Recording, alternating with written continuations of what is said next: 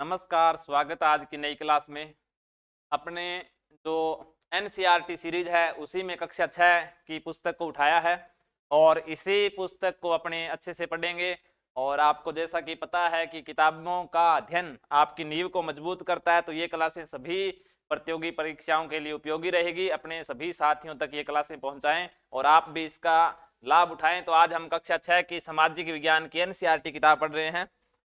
तो इसमें अपने कुछ प्रश्न भी निकाले गए हैं और आपके सामने जो मुख्य मुख्य बिंदु है उन पे चर्चा करेंगे और उनसे संबंधित अन्य बातों पर बात करेंगे। तो इसमें आपके ये कुछ प्रश्न है, तो इस पे बाद में चर्चा करते हैं।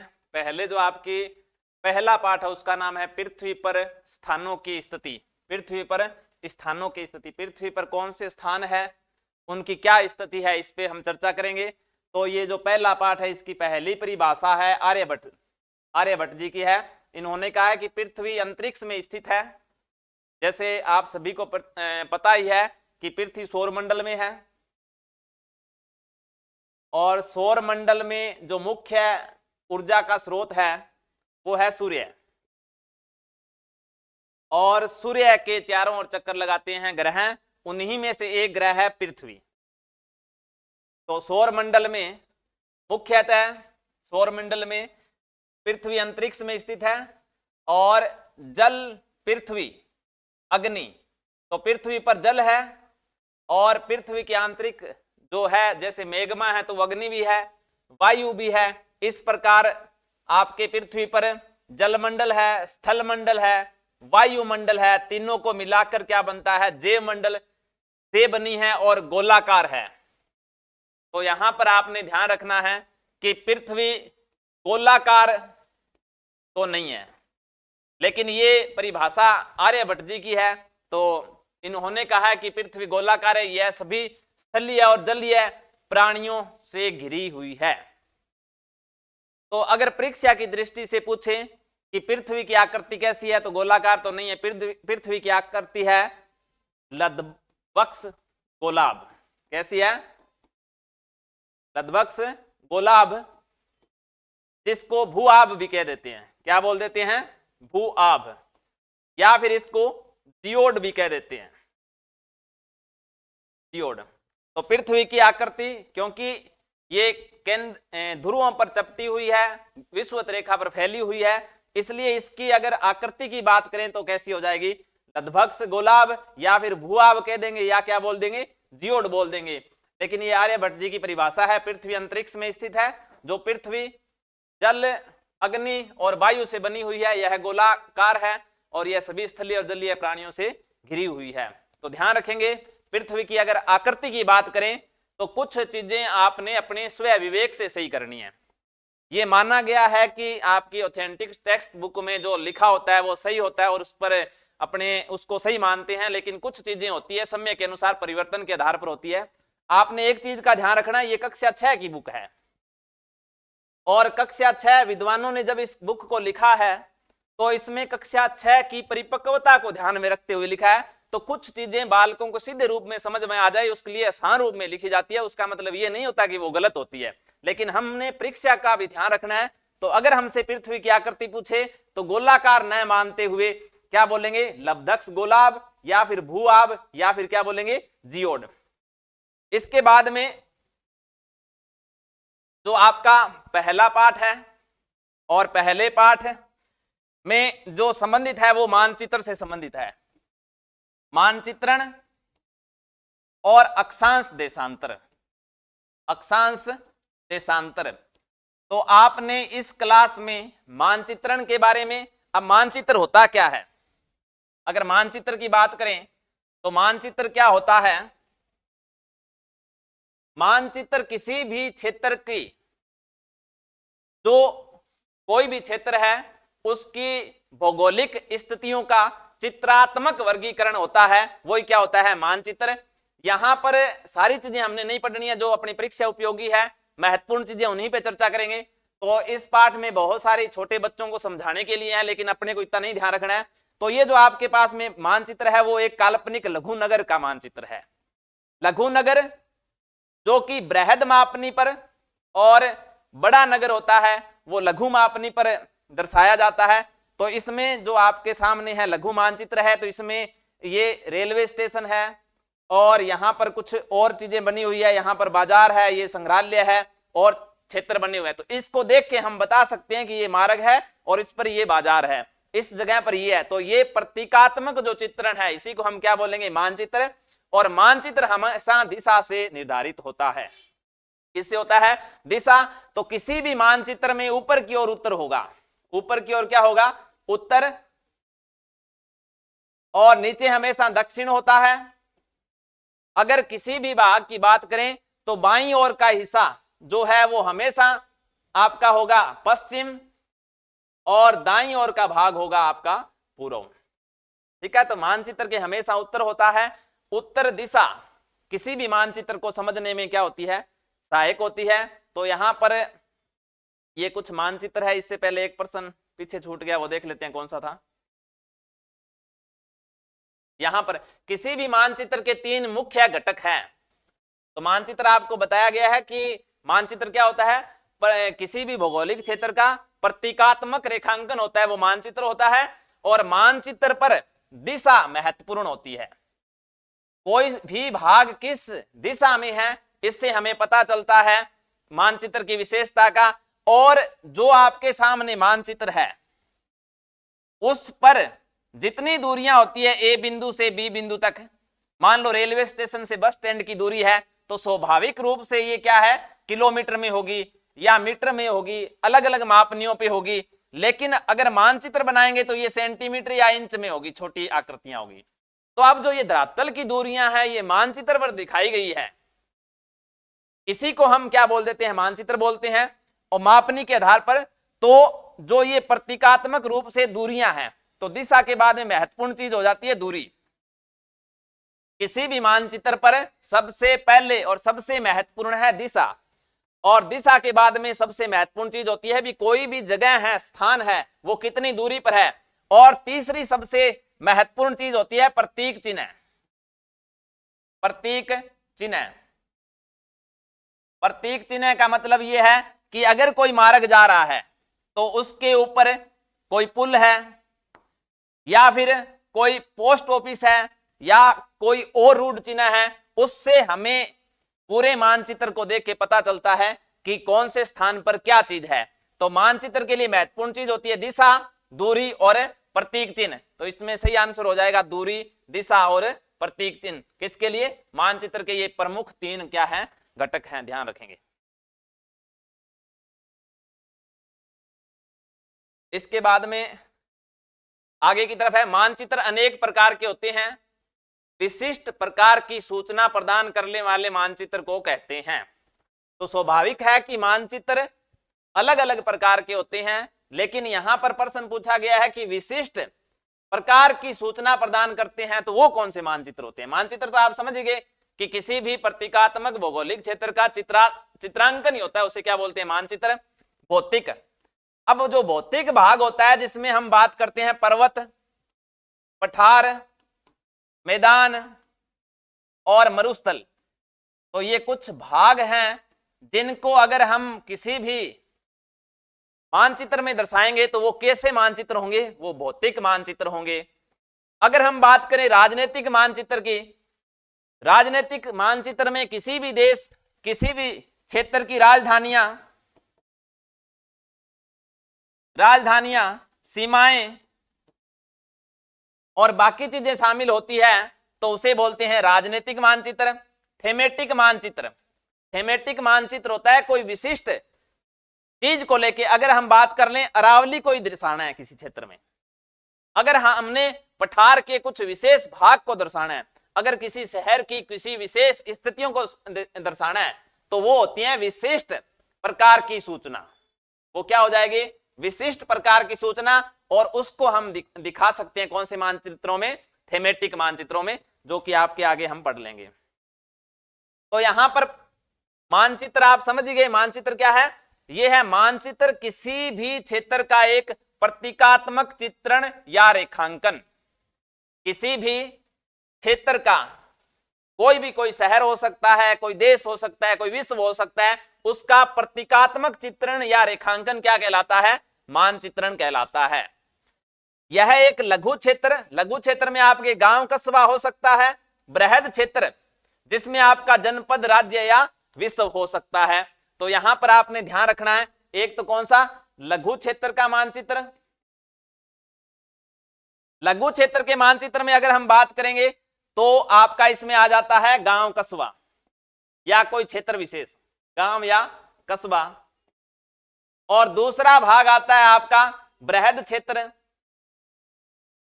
तो बृहद क्षेत्र में आपका विश्व या भारत, जनपद,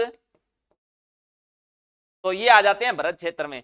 अब यहां पर बताया गया है कि मानचित्र अनेक प्रकार के होते हैं, तो अपने लिए जो परीक्षा उपयोगी बातें उन्हीं पे चर्चा करेंगे। तो मानचित्र क्या होता है? किसी भी क्षेत्र का प्रतीकात्मक चित्रण या रेखांकन होता है। मानचित्र अनेक प्रकार के होते हैं, जिसमें भौतिक मानचित्र जिसमें हमने चर्चा करी ली, जिसमें प्राकृतिक आकृतियां, जिसमें पर्वत, महासागर को दर्शाया गया है। राजनीतिक मानचित्रण जिसमें सीमाओं को, राज्यों की सीमाओं, नगरों, राजधानियों को दर्शाया जाता है। राज्य, केंद्र शासित प्रदेश, राजधानियों को दर्शाया गया है। थीमेटिक मानचित्र, इसमें क्या होता है? विशिष्ट प्रकार की सूचना,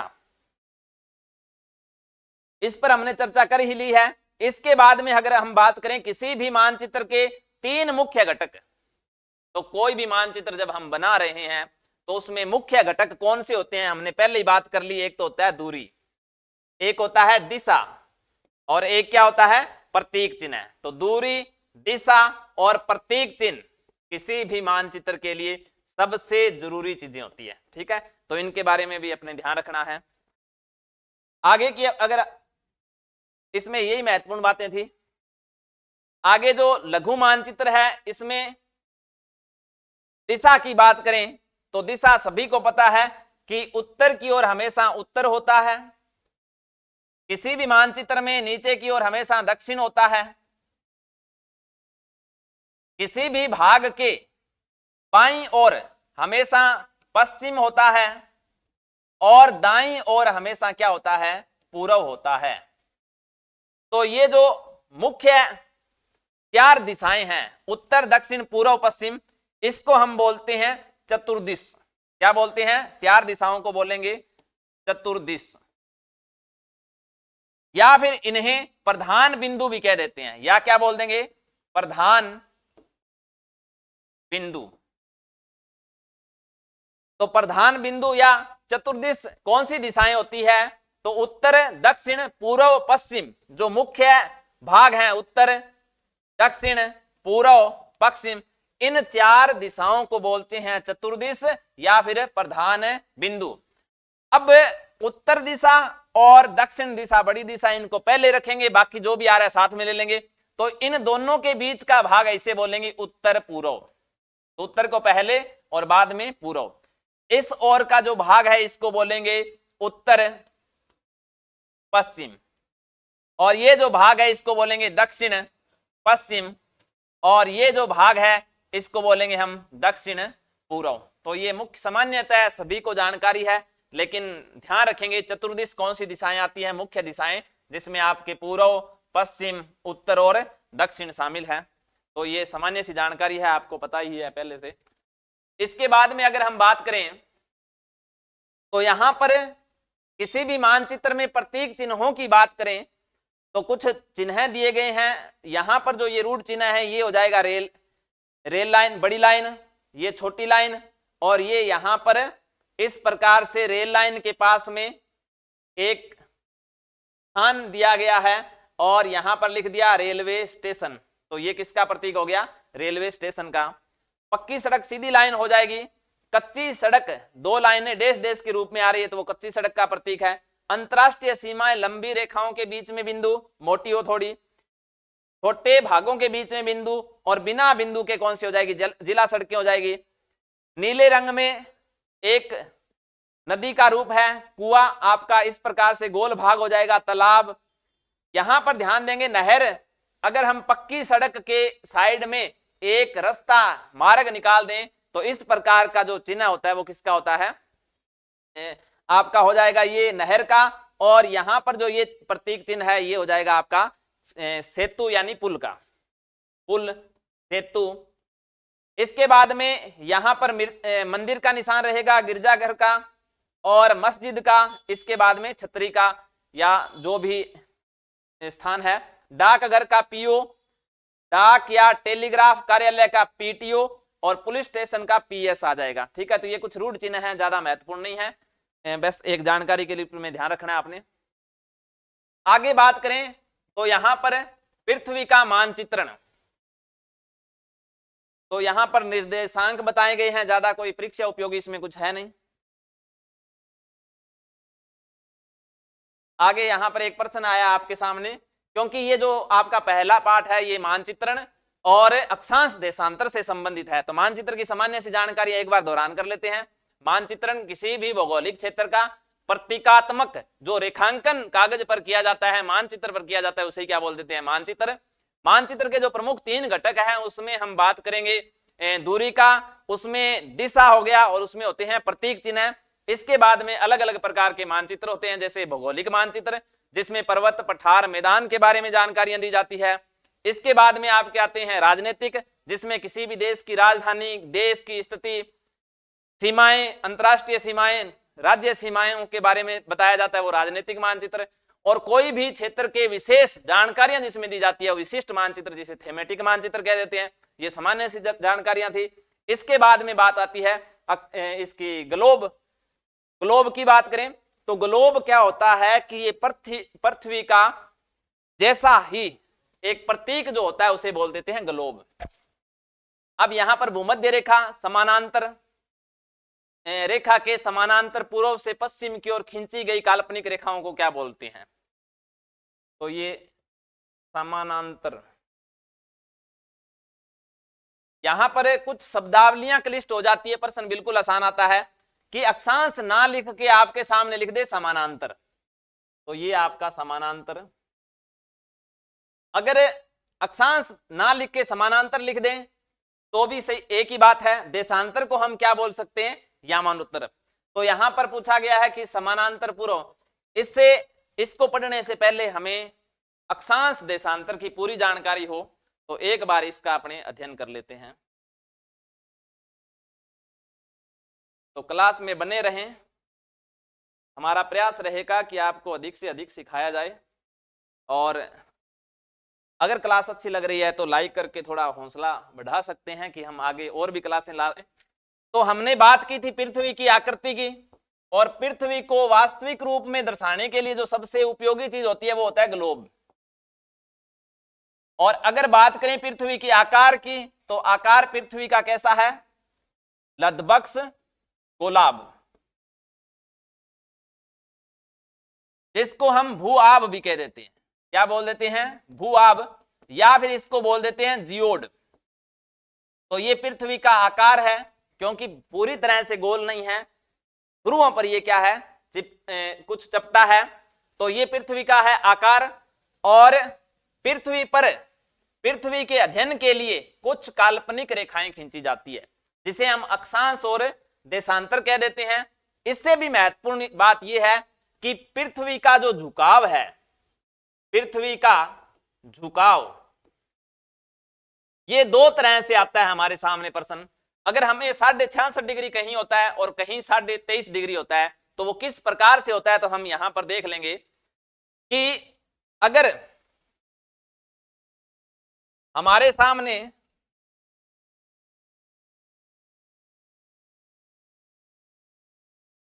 ये थोड़ा सा आगे पीछे हो गया, तो अगर हम बात करें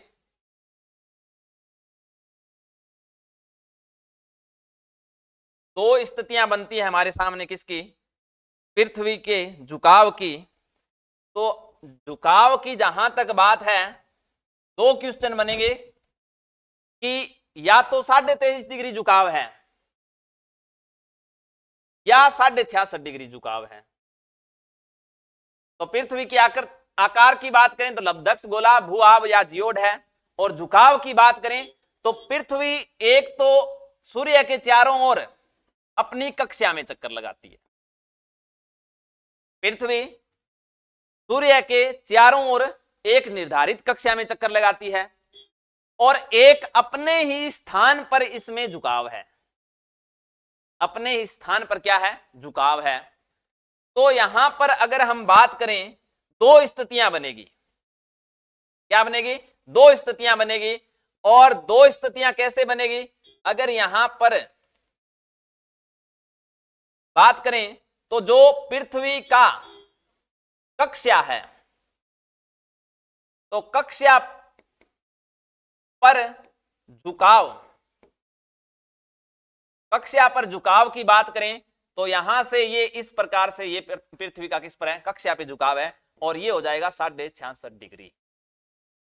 कितना हो जाएगा? 66.5 डिग्री कक्षीय झुकाव। और अगर सीधे भाग पृथ्वी इस प्रकार से सीधी होती तो ये 90 डिग्री पे होती, लेकिन इसमें झुकाव है, और वो झुकाव कहां है? यहां है, इस प्रकार से। ये है अक्षीय झुकाव।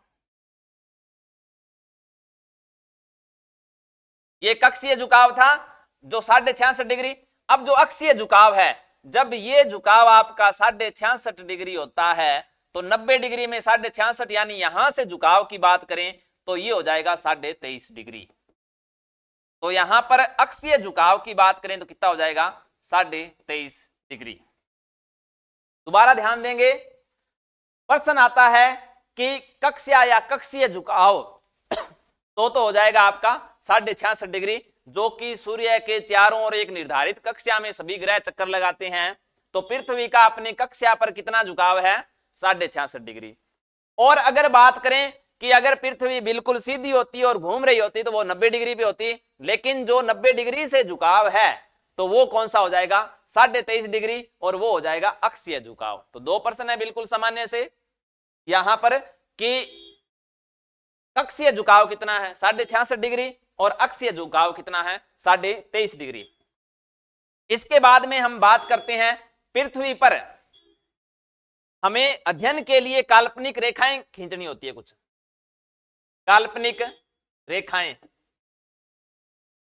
तो ये दो प्रकार की होती है। एक तो होते हैं अक्षांश, लेटीट्यूड, एक होते हैं लॉन्गिट्यूड जिसको बोलते हैं देशांतर। जिसको क्या बोलेंगे? देशांतर। तो अगर हम बात करें अक्षांश की, अगर हम बात करें अक्षांश की तो पृथ्वी के ऊपर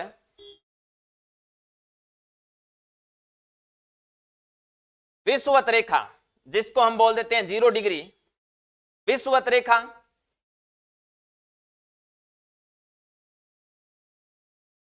जिसे भूमध्य रेखा भी कहते हैं। क्या बोल देते हैं? भूमध्य रेखा। 0 डिग्री से इसे प्रदर्शित किया जाता है। इसके यहां पर है 90 डिग्री और यहां पर है 90 डिग्री। ये नॉर्थ पोल यानी उत्तरी ध्रुव, ये साउथ पोल यानी दक्षिणी ध्रुव, साउथ पोल दक्षिणी ध्रुव। तो यहां पर विषुवत रेखा के ऊपर का भाग है, ये हो जाएगा उत्तरी गोलार्ध, उत्तरी गोलार्ध। और विषुवत रेखा के दक्षिण में जो भाग है इसको बोलेंगे दक्षिण गोलार्ध, दक्षिण गोलार्ध। इसको क्या बोलेंगे? दक्षिणी गोलार्ध। अब जो आपके ऊपर के भाग हैं, यहां पर 0 डिग्री से 90 डिग्री तक विषुवत रेखा के समानांतर कुछ रेखाएं खींची जाती हैं, जिन्हें काल्पनिक रेखाओं को हम क्या बोल देते हैं? अक्षांश बोलते हैं। अगर अक्षांश की व्यवस्थित परिभाषा की बात करें तो विषुवत रेखा से पृथ्वी पर बनने वाले जो कोण हैं उन्हें क्या बोलते हैं? अक्षांश। कैसे? जैसे ये पृथ्वी है, यहां पर ये विषुवत रेखा हो गई। अब विषुवत रेखा से ये जो कोण हो गया वो 1 डिग्री, और यहां से ये कोण हो गया वो हो गया 90 डिग्री।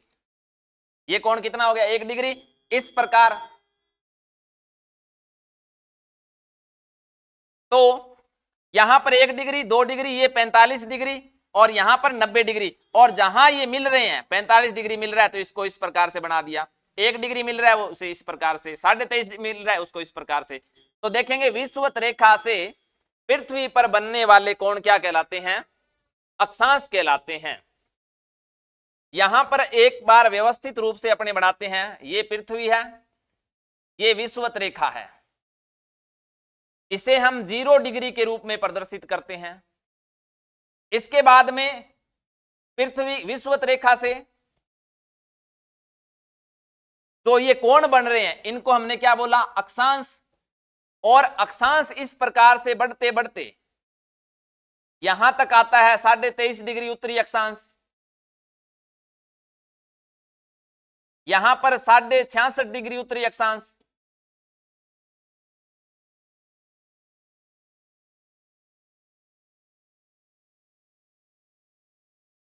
और यहां पर हो जाएगा 90 डिग्री उत्तरी अक्षांश, 90 डिग्री उत्तरी अक्षांश। इसी प्रकार यहां 23.5 डिग्री दक्षिणी अक्षांश, यहां पर 66.5 डिग्री दक्षिणी अक्षांश, और ये हो जाएगा 90 डिग्री दक्षिणी अक्षांश। तो जो 23.5 डिग्री उत्तरी अक्षांश है इसे बोलते हैं कर्क रेखा, कर्क रेखा। यहां पर जो 66.5 डिग्री है इसे बोलते हैं आर्कटिक वर्त। ये जो 90 डिग्री है इसे उत्तरी ध्रुव बोल देते हैं। जो 23.5 डिग्री दक्षिण में है इसे बोलते हैं हम मकर रेखा। 66.5 डिग्री दक्षिण है इसे बोलते हैं आपके अंटार्कटिक वर्त। और ये 0 डिग्री है इसे बोल देते हैं भूमध्य रेखा या विषुवत रेखा, विषुवत रेखा। अब दो जो अक्षांश हैं, दो अक्षांश, इनके बीच का जो भाग है इसे बोलते हैं कटिबंध। क्या बोलते हैं, कटिबंध। दो अक्षांशों के बीच के भाग को बोलते हैं कटिबंध। विषुवत रेखा से जैसे जैसे ध्रुवों की ओर जाएंगे, विषुवत रेखा से ध्रुवों की ओर दो अक्षांशों के बीच का जो भाग है कटिबंध है, इसकी दूरी में वृद्धि होगी, दूरी में वृद्धि होगी, ये ध्यान रखना है। दूरी में क्या होगी, वृद्धि। विषुवत रेखा के पास में 110.6 किलोमीटर दो अक्षांशों के बीच का क्षेत्र होता है। आपके 23.5 डिग्री के बीच में, यानी अगर सामान्यतः हम बात करें तो दो अक्षांशों के बीच का क्षेत्र होता है 111 किलोमीटर के लगभग। तो आपके दो अक्षांशों के बीच का क्षेत्र होता है कटिबंध। और 23.5 से जो 66.5 का भाग है इसको बोलते हैं उष्ण कटिबंध, उष्ण कटिबंध। 23.5 से 66.5 है इसको बोलते हैं शीतोष्ण कटिबंध, शीतोष्ण कटिबंध। और जो 90 डिग्री 66.5 से 90 के बीच में है उसको बोलते हैं शीत कटिबंध। इसी प्रकार दक्षिण में 0 डिग्री से 23.5 डिग्री तक दक्षिणी अक्षांश तक है, उसको हम बोलेंगे उष्ण कटिबंध।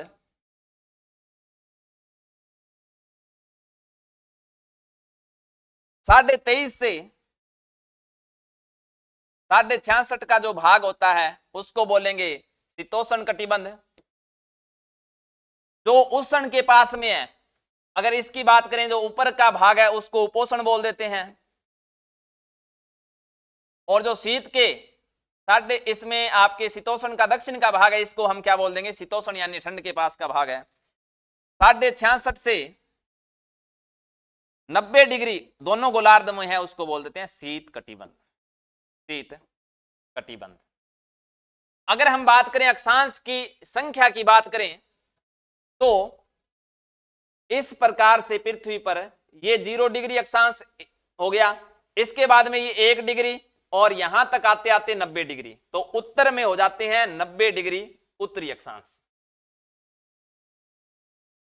और इसी प्रकार 1 डिग्री यहां से यहां तक आ जाएगा 90 डिग्री, तो ये हो जाएगा 90 डिग्री दक्षिण अक्षांश। अब देखो जब 1 2 करते हुए 90 यहां गिने, 1 2 करते हुए यहां 90 गिने, तो बीच वाला रह गया था, तो ये विषुवत रेखा वाला एक। तो अगर आपसे पूछे कि कुल अक्षांश कितने हैं तो हो जाएंगे 181, 90 90 180 और एक हो गया 181, तो ये हो जाएंगे कुल अक्षांश। अगर बात करें अक्षांश वर्त की तो 90 डिग्री, अगर हम इसको इस प्रकार से ध्यान दें, ये आपका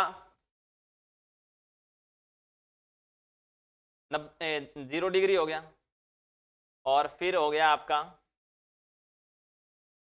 इस प्रकार से। अगर हम पृथ्वी पर बात करें, ये ध्रुव की बात करें, तो ये बिंदु है 90 डिग्री उत्तरी, और इसी के विपरीत हो जाएगा 90 डिग्री दक्षिणी। तो ये किसी भी प्रकार का कोई अक्षांश नहीं है, ये केवल बिंदु है। तो 90 डिग्री उत्तर और 90 डिग्री दक्षिण, ये दो बिंदु है। तो 181 अक्षांश में से 2 माइनस करेंगे तो बच जाएंगे 189। तो ये हो जाएगा अक्षांश रेखाएं, क्योंकि यहां पर बिंदु है ना, तो ये रेखा है और ना ही क्या है, वर्त है। तो दोबारा एक बार ध्यान दें, अगर आपसे पूछे कुल अक्षांश कितने हैं, कुल अक्षांश तो हो जाएंगे आपके कितने, 181। अगर पूछे अक्षांश वर्त कितने हैं, अक्षांश वर्त या फिर रेखाएं कितनी है, अक्षांश वर्त या रेखाएं, तो हो जाएगी 179। तो जिस प्रकार का प्रश्न होगा उस प्रकार का क्या हो जाएगा, इसका आंसर हो जाएगा। तो ये था आपका सामान्यतः अक्षांश। एक बार दोहरान कर लेते हैं, विषुवत रेखा से पृथ्वी पर बनने वाले कोण अक्षांश कहलाते हैं। अक्षांशों की कुल संख्या 181 होती है। अक्षांश वर्त या देशांतर 179 होते हैं। तो ये सामान्यतः अक्षांश के बारे में जानकारी थी, और यहां पर पृथ्वी के बारे में जानकारी है हमारे साथ में, और इसके साथ में हम देशांतर के बारे में और चर्चा कर लेते हैं।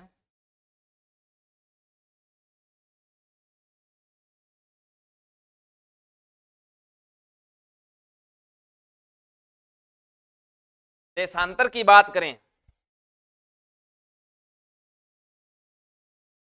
देशांतर, तो देशांतर जिसको याम्योत्तर भी बोल देते हैं, याम्योत्तर भी कह देते हैं। तो देशांतर की बात करें तो पृथ्वी पर ग्रीनविच, ग्रीनविच से, जैसे ग्रीनविच से जो पृथ्वी के ऊपर कोण, कोणात्मक दूरी होती है या कोण बनते हैं, उन्हें बोल देते हैं देशांतर या फिर याम्योत्तर। किस प्रकार से, जैसे हमारे सामने ये पृथ्वी की एक आकृति है और यहां पर ये 0 डिग्री देशांतर है। अब जो देशांतर होते हैं ये उत्तरी ध्रुव को दक्षिणी ध्रुव को मिलाते हैं। तो यहां पर हो जाएगा नॉर्थ पोल, और इसके बाद में यहां पर जो रेखा जा रही है वो हो जाएगी 180 डिग्री, 180 डिग्री, और यहां पर ये अलग अलग देशांतर रेखाएं हैं। तो उत्तरी ध्रुव को दक्षिणी ध्रुव से मिलाने वाली काल्पनिक रेखाओं को हम बोलते हैं देशांतर। जो ग्रीनविच रेखा होती है उससे पृथ्वी के जो कोण होते हैं उनको हम उतने डिग्री के रूप में मान लेते हैं। ये 0 डिग्री है तो यहां पर 90 डिग्री हो जाएगा, ये 180 डिग्री हो जाएगा, ये 270 हो जाएगा, और ये पूरा एक वर्त पूरा क्रॉस होके कितना हो जाएगा, 360। तो अगर बात करें देशांतरों की संख्या, देशांतर की संख्या, तो देशांतर की संख्या कितनी हो जाएगी, 1 से लेकर के अगर पूरा सर्किल क्रॉस करते हुए यहां तक आएंगे तो कितने हो जाएंगे, 360। तो देशांतरों की कुल संख्या कितनी है, 360 देशांतर है। तो ये आपने ध्यान रखना है। और यहां पर ध्यान देंगे जो विषुवत रेखा है, विषुवत रेखा में के पास में 2 अक्षांशों के बीच में दूरी अधिकतम होती है, और ध्रुवों के पास में जाने पर 2 देशांतरों के बीच में दूरी न्यूनतम यानी बिल्कुल कम हो जाती है। ये थोड़ा सा आपने ध्यान रखना है। इसके बाद में ये थे आपके सामान्य से जानकारी अक्षांश और देशांतर के बारे में। और 2 देशांतरों के बीच की जो दूरी होती है उसे बोलते हैं गोरे या फिर जोन, गोरे या फिर क्या बोल देते हैं, जोन बोल देते हैं। और 2 अक्षांशों के बीच की दूरी को बोलते हैं कटिबंध। और अक्षांश और देशांतर का जो जाल बनता है, ये आपके अक्षांश हो गए और ये देशांतर थे, इस जाल को बोल देते हैं ग्रिड। तो ये अक्षांश देशांतर की सामान्य सी जानकारी है, बाकी आगे पाठ में क्या है उसके बारे में देख लेते हैं।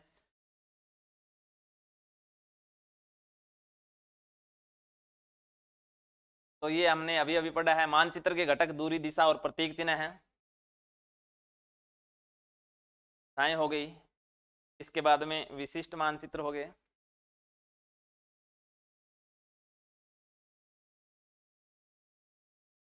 हाँ, अब देखिए समान ग्लोब पर अक्षांश देशांतर काल्पनिक रेखाएं खींची जाती है। समानांतर, समानांतर कह दें या फिर हम इसे क्या बोल दें, अक्षांश।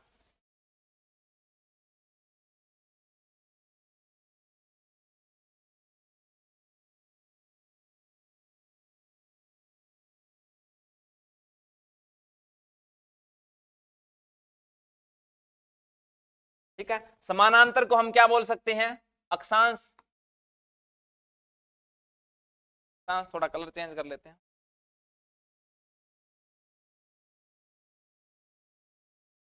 अक्षांश या समानांतर, तो प्रश्न क्या है, ग्लोब पर भूमध्य रेखा के समानांतर पूर्व से पश्चिम, तो ये आपका ग्लोब है।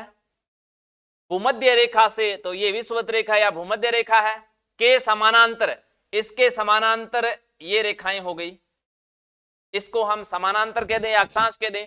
पूर्व से पश्चिम, पूर्व से पश्चिम की ओर खींची गई काल्पनिक रेखाओं को क्या बोलते हैं, तो सभी को पता है कि उत्तर से दक्षिण देशांतर हो जाते हैं, या में उत्तर जिसे बोल देते हैं, और समानांतर पूर्व से पश्चिम इसे क्या बोल देते हैं, तो देशांतर। इसका सही आंसर क्या हो जाएगा, देशांतर। सामान्य सा प्रश्न है, आगे लिखेंगे, पढ़ेंगे। अक्षांश, अक्षांश की हमने चर्चा कर ली। पृथ्वी पर काल्पनिक रेखाएं जो विषुवत रेखा से पृथ्वी पर कोणात्मक दूरी को बताती है उसे अक्षांश बोलते हैं। ये उत्तरी ध्रुव और दक्षिणी ध्रुव की पहचान करना सरल है अक्षांश के माध्यम से। तो यहां पर ये आपकी पृथ्वी की आकृति है, ये विषुवत रेखा है, ये इसका ऊपर का भाग उत्तरी गोलार्ध, ये भाग नीचे का दक्षिणी गोलार्ध। तो ये सामान्य सी बात इसमें बताई गई है। अब भूमध्य रेखा, तो भूमध्य रेखा से खड़े होकर यात्रा करें तो भूमध्य रेखा की दूरी बढ़ती जाती है ध्रुवों की ओर। ठीक है, तो अगर हमने पहले ही बात की है कि अगर देशांतर की बात करें तो ये ग्रीनविच रेखा हो गई और ये दो देशांतर हो गए। दो देशांतर विषुवत रेखा के पास में अधिकतम दूरी है और ध्रुवों के पास में निम्नतम दूरी है। तो यही बात यहां कही गई है कि अगर अक्षांश की बात करें तो जैसे जैसे हम ध्रुवों की ओर जाएंगे तो जो दो अक्षांशों के बीच की दूरी है वो विषुवत रेखा के पास में कम होगी और ध्रुवों के पास में अधिक होगी। किसकी बात करें, अक्षांश की बात करें तो ये देखिए बिल्कुल गहराई से पढ़ के समझने वाला प्रश्न है, क्योंकि ये अमूमन आपको किताबों में सामान्यतः नहीं पता चलता कि जो दो अक्षांशों के बीच का क्षेत्र होता है कटिबंध, अक्षांशों के बीच में जो दूरी है विषुवत रेखा के पास में इनमें कम होती है, लेकिन ध्रुवों पर क्या होती है, अधिक होती है। लेकिन देशांतर उल्टा हो जाएगा, दो देशांतर होते हैं, विषुवत रेखा के बीच में दूरी क्या होती है, अधिक, और ध्रुवों पर क्या हो जाती है, कम। ये बात देशांतर के लिए है और ये बात किसके लिए है, अक्षांश के लिए है। तो देखिए कितनी गहरी बात बताई गई है आपकी कक्षा 6 की बुक में कि दो देशांतरों के बीच में विषुवत रेखा के बीच में पास में दूरी ज्यादा होती है और ध्रुवों के पास में कम होती है दूरी, लेकिन दो अक्षांशों के बीच में विषुवत रेखा के पास दूरी कम होती है लेकिन ध्रुवों के पास में अधिक दूरी होती है। तो ये बात बताई गई है यहां। भूमध्य रेखा के समानांतर पूर्व से पश्चिम की ओर खींची जाती है काल्पनिक रेखाएं जिन्हें अक्षांश या समानांतर कहते हैं। आपने समझ ही लिया है, वही बात यहां लिखी गई है। अक्षांश और जलवायु के बीच में एक संबंध है, तो हमने बात की है जलवायु और अक्षांश का किस प्रकार से संबंध है। तो ये आपका अक्षांश है और जो आपके ध्रुव हैं, ध्रुव की जलवायु शीत जलवायु होती है, विषुवत रेखा के पास में गर्म यानी उष्ण जलवायु होती है, गर्म के भाग के पास में उपोष्ण जलवायु होती है और शीत भाग के पास की जलवायु शीतोष्ण होती है। तो जलवायु यहां पर यही बात कही गई है कि अक्षांश और जलवायु के बीच में एक संबंध है। जैसे जैसे ध्रुवों की ओर जाएंगे तो जलवायु ठंडी जलवायु होगी और विषुवत रेखा के पास में आएंगे गर्म होगी। उसका कारण है पृथ्वी पर सूर्य की पड़ने वाली किरणें। तो ये बात की हमने चर्चा कर ली, शीत भाग ध्रुवों के पास में, उत्तरी दक्षिणी ध्रुव के पास में। और जो पृथ्वी पर ऋतुओं का परिवर्तन है ये भी किसके कारण होता है, इसी पृथ्वी के अपने अक्ष पर झुकाव की। एक बार दोबारा देख लो, अक्षीय झुकाव कितना था, अक्षीय झुकाव था आपका 23.5 डिग्री और कक्षीय झुकाव कितना था, ये था आपका 66.5 डिग्री। हमने शुरू में चर्चा की थी पृथ्वी अपनी कक्षा पर कितनी झुकी हुई है, 66.5 डिग्री, और अपने अक्ष पर कितनी झुकी हुई है, 23.5 डिग्री। अगर ये चेंजिंग कर दे तो आपने 90 से माइनस कर देना है। अगर आपसे कह दे कि अक्षीय झुकाव पृथ्वी का 25 डिग्री है, ये कल्पना के रूप में देशांतर के कुछ प्रश्न बनाए जाते हैं उसमें कि अक्षीय जो दूरी है वो 25 डिग्री है तो कक्षीय दूरी क्या होगी। तो आपने कुछ नहीं करना है, 90 डिग्री सीधा होता है और उसमें आपके 25 डिग्री का झुकाव आ गया अक्ष पर, तो इसमें से 25 डिग्री माइनस कर देंगे तो 10 में से 5 गए 5, यहां 8 बचे, 8 में 2 गए 6, तो ये हो जाएगा 65 डिग्री का झुकाव हो जाएगा, कौन सा, कक्षीय। तो ये तो है आपका वास्तविक अक्षीय झुकाव 23.5 डिग्री, कक्षीय झुकाव होगा 66.5 डिग्री। लेकिन अगर आपसे पूछ ले कि मान लो अक्षीय झुकाव पृथ्वी का 25 डिग्री हो जाए तो कक्षीय झुकाव कितना होगा, तो इस प्रकार से आप 90 में से अक्षीय झुकाव निकाल देंगे, जो बचेगा वो कौन सा हो जाएगा, कक्षीय झुकाव हो जाएगा। ठीक है, तो ये विषुवत रेखा है, हमने बात कर ली।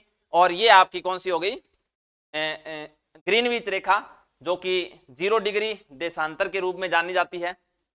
तो ये एक ग्लोब पर अक्षांश समानांतर यानी अक्षांश और देशांतरों को दोनों को दर्शाया गया है। देशांतर की हमने बात कर ही ली, एक बार और देख लेते हैं देशांतर क्या थे कि ग्रीनविच रेखा से पृथ्वी पर बनने वाले कोणात्मक दूरियां, ये 0 से 180 डिग्री तक होते हैं। अब यहां ध्यान देंगे, देशांतर की बात करें तो ये भाग 0 डिग्री देशांतर, जिसको ग्रीनविच के नाम से जानते हैं, ग्रीनविच के नाम से जानते हैं। इसके अगर पूर्व में जाएंगे तो फिर समय बढ़ेगा और पश्चिम में जाएंगे तो समय घटेगा, समय घटेगा, ये ध्यान रखना आपने। यहां पर ये ग्रीनविच रेखा हो गई, ये पश्चिमी गोलार्ध, ये पूर्वी गोलार्ध देशांतरों के कारण, ये अक्षांश विषुवत रेखा का उत्तरी गोलार्ध और ये दक्षिणी गोलार्ध। प्राचीन काल में जो भारत का प्रधान यामोत्तर था, प्रधान याम्योत्तर, ये आपके उज्जैन के पास से गुजरता था। यही बात है कि इसके पास के जो भाग हैं उनके बारे में बताया गया है। अभी जो प्रधान यामोत्तर है आपका 82.5 डिग्री पूर्वी देशांतर है, पूर्वी देशांतर है जो ग्रीनविच रेखा से 5 घंटे 30 मिनट आगे है। 30 मिनट क्या है, आगे है, क्योंकि ग्रीनविच रेखा के भारत है पूर्व में, तो जो समय पूर्व में है वो बढ़ेगा, बढ़ेगा यानी आगे होगा, और पश्चिम में होगा वो घटेगा। तो भारत का जो मानक देशांतर है 82.5 डिग्री पूर्वी देशांतर, जो वर्तमान में नैनी नामक स्थान प्रयागराज से गुजरता है, नैनी नामक स्थान प्रयागराज के पास से गुजरता है। तो ये आपने ध्यान रखना है, 82.5 डिग्री पूर्वी देशांतर है, 5 घंटे 30 मिनट आगे है। ये किस प्रकार से, अगर क्लास ज्यादा लंबी नहीं हुई तो इसको भी अपने समझ लेंगे किस प्रकार से है। आगे देखते हैं, तो ये भारत का मानचित्र है, और भारत के मानचित्र में अगर बात करें तो यहां से जो रेखा गुजरती है 6 डिग्री 4 उत्तरी अक्षांश, और यहां पर 8 डिग्री 4 उत्तरी अक्षांश। इसी प्रकार यहां से आपकी आ जाएगी 69 डिग्री 7 पूर्वी देशांतर, और यहां पर आ जाएगी आपकी ये हो जाएगी 78 डिग्री 17, 78 नहीं होगी यहां, 69 डिग्री 30। भारत की बात करें तो यहां पर होगी 69 डिग्री 30, ये पूर्वी देशांतर हो जाएगा। भारत का कोई भी भाग होगा वो पूर्वी देशांतर में आएगा, और यहां पर 37 डिग्री 6 उत्तरी अक्षांश हो जाएगा। ठीक है, तो यहां पर कुछ दूरियां दी गई है, यहां पर सीधे 68 स्थान में लिखा हुआ है, ये 69, सॉरी ये 69 नहीं है, 97 डिग्री 30। ठीक है, तो ये ध्यान रखेंगे, 69 डिग्री 30 से 97 डिग्री 25 पूर्वी देशांतर है। ये थोड़ा सा आपकी त्रुटि है,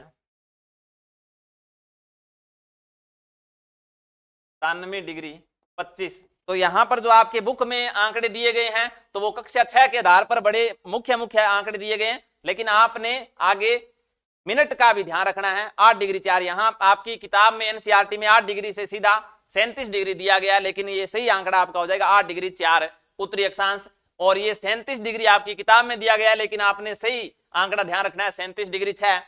69 डिग्री 7 आपका पूर्वी देशांतर है, किताब में 69 ही दिया है, लेकिन आपने तो सही आंकड़ा याद रखना है। इस किताब की कुछ चीजें होती हैं वो विवेक से सही करनी होती है, ये कक्षा 6 के बालकों को समझाने के लिए मुख्य मुख्य आंकड़े लिखे हुए हैं इसमें, तो इसको आपने बिल्कुल सही से पढ़ना है। आगे अगर बात करें तो टाइम जोन की बात करें, किसी भी क्षेत्र के सही समय के लिए टाइम जोन निर्धारित किए जाते हैं। टाइम देख लेते हैं क्लास कितनी होगी, उसी आधार पे आगे बढ़ते हैं। ठीक है, तो यहां पर टाइम जोन की बात है तो अलग अलग देशों का अलग अलग टाइम जोन है। यहां पर प्रश्न है भारतीय मानक समय इंडियन स्टैंडर्ड टाइम ग्रीनविच पर स्थानीय समय कितना आगे होगा। तो स्वाभाविक है कि भारतीय जो मानक समय है वो है 82.5 डिग्री पूर्वी देशांतर, और ये पूर्वी देशांतर नैनी नामक स्थान प्रयागराज से गुजरता है। अगर भारत के मानचित्र में हम बात करें तो यहां से 82.5 डिग्री गुजरता है, और ये ग्रीनविच रेखा से 5 घंटे 30 मिनट आगे है, 5 घंटे 30 मिनट आगे है। तो किस प्रकार से 1 डिग्री देशांतर को पार करने में 4 मिनट का समय लगता है, 1 डिग्री देशांतर को पार करने में 4 मिनट का समय लगता है, तो 82.5 डिग्री को पार करने में समय टाइम लगेगा। तो यहां पर देखेंगे अगर 82.5 लिखें तो आधा डिग्री बच गया हमारे पास में, 1 डिग्री को पार करने में समय 4 मिनट लगा है, तो आधे में 2 मिनट लगेंगे, तो 2 मिनट एक बार रोक लेते हैं अपने, और 82 इंटू 4 कर देते हैं, क्योंकि 1 डिग्री को पार करने में 4 मिनट का समय लगता है, तो 82 को पार करने में लगेगा 82 इंटू 4, तो 4 2 8, और इसको इससे करेंगे तो कितना आ जाएगा 328 मिनट। अब 2 मिनट ये बचे थे, तो अगर जोड़ेंगे तो कितना हो जाएगा 330 मिनट। 228 plus 2 330 minute. अब 330 जो आपके मिनट है इसको घंटे में बदलेंगे तो 60 से भाग देंगे, तो 6 5 30, बच कितने गए 30। अब 30 में 60 का भाग नहीं जाता, तो इस मिनट को हम यहां लिख देंगे, तो ये कितना हो गया 5 घंटे 30 मिनट। कितना हो गया 5 घंटे 30 मिनट। इस प्रकार से आप कोई भी समय कहीं का भी निकाल सकते हैं, 5 घंटे 30 मिनट। तो आपका 82.5 डिग्री मानक देशांतर है भारत का, प्रयागराज नैनी नामक स्थान से निकलता है, और ये 5 घंटे 30 मिनट क्या है ग्रीनविच रेखा से आगे है। इसी प्रकार ये आपको वही चीजें बताई गई है। ठीक है, तो इसमें कोई महत्वपूर्ण बात है नहीं। यहां पर कुछ देशों का अलग अलग जो ज्यादा विस्तृत भाग है उनके मानक जो देशांतर होते हैं वो भी अलग अलग ही होते हैं। तो यहां पर ये ध्यान रखेंगे कि संयुक्त राज्य अमेरिका इसमें 6 समय क्षेत्र है, यूएसए में 6 समय क्षेत्र हैं, और रूस में 11। रूस में कितने हैं 11 समय जोन है, क्योंकि रूस का विस्तार बहुत अधिक है, जिसका अर्थ है कि पूर्व से पश्चिम अगर रूस की यात्रा करें तो आपको 11 बार घड़ी चेंज करनी पड़ेगी, 10 बार आपको पुनर्समायोजित करना पड़ेगा। तो सामान्य सी चीज आपको ध्यान रखेंगे, जिन देशों का विस्तार ज्यादा है उनमें टाइम जोन भी ज्यादा होते हैं, और जिन देशों का विस्तार कम है वहां का, जैसे भारत का विस्तार कम है, इसलिए यहां पर हमने एक ही टाइम जोन को माना गया है। ग्रीनविच यामोत्तर के विपरीत दिशा में 180 डिग्री देशांतर है, जिसे अंतरराष्ट्रीय तिथि रेखा कहते हैं। हमने जब देशांतर की बात करी तो ये आपकी ग्रीनविच रेखा 0 डिग्री देशांतर, और इसके बिल्कुल विपरीत दिशा में है, तो यहां पर बहुत सारे देशांतर गुजर रहे हैं, तो बिल्कुल विपरीत दिशा में है, ये हो जाएगा 180 डिग्री देशांतर। अब ना तो ये पूर्वी है ना ही पश्चिमी है, और 0 डिग्री ना पूर्वी है ना पश्चिमी है, इस 180 डिग्री देशांतर को बोलते हैं अंतरराष्ट्रीय तिथि रेखा। तो ये प्रश्न आपसे पूछा जा सकता है कि 180 डिग्री 0 डिग्री देशांतर को क्या बोलते हैं? ग्रीनविच रेखा। तो 180 डिग्री देशांतर को क्या बोलेंगे? अंतरराष्ट्रीय तिथि रेखा। यहां पर जैसे जैसे दूरी बढ़ी है वैसे वैसे टाइम जोन बढ़ता गया है, जितने जितने घंटे, क्योंकि ग्रीनविच रेखा यहां से गुजरेगी और इस प्रकार आगे से आगे जैसे यहां तक आ गए, तो भारत में जो है 5 घंटे 30 मिनट जो समय है वो आगे है। तो जैसे जैसे बढ़ रहा है, दूरियां बढ़ रही है, वैसे वैसे समय यानी दोनों के बीच की दूरियां हैं वो भी बढ़ रही है। तो ये आपके इसी के साथ में आपके ये क्वेश्चन अक्षांश देशांतर मानचित्रण जो कुछ भाग आपको दिया हुआ था उसको अपने विस्तृत रूप से समझा है, और आशा है कि आपको अच्छे से समझ भी आया होगा। अंतिम दोहरान के साथ में हम बात करें तो अक्षांश और देशांतर जो कि काल्पनिक रेखाएं हैं पृथ्वी के ऊपर,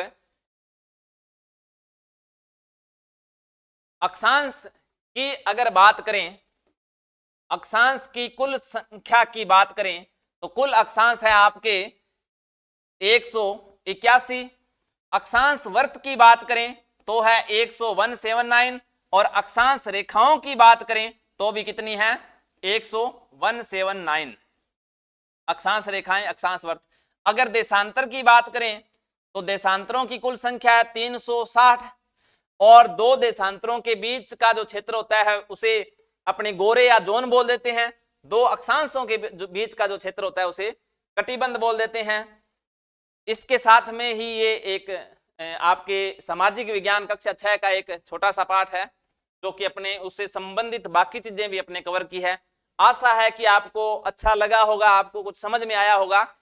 अगर बढ़िया लगा हो तो आप इसे आगे से आगे और अपने साथियों तक पहुंचाएं। इसी के साथ में धन्यवाद, नमस्ते।